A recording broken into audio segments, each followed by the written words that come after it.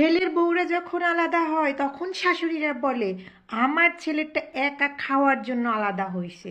আর যখন ওই শাশুড়ির মেয়ে তার জামাই বাড়িতে গিয়ে শাশুড়ির সাথে আলাদা হয়, কয়, আমার মেয়ের ভাগ্যটাই খারাপ যে শাশুড়ি ননদের অত্যাচারের জন্য আলাদা খেতে বাধ্য হয়েছে।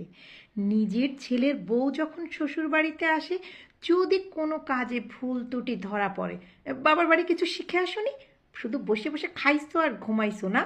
আর ওই শাশুড়ি যখন নিজের মেয়েকে অন্য বাড়িতে দেয়, তখন বেআইনের হাত ধরে তুনু তুনু করে বলে, আমার মেয়ে খুব আদরের রাজকন্যা, বেআইন কোনো কাজ পারে না, একটু বুঝাই সুঝাই নিয়ে চলেন, কোনো কাজ তাকে হাত দিতে দিনে।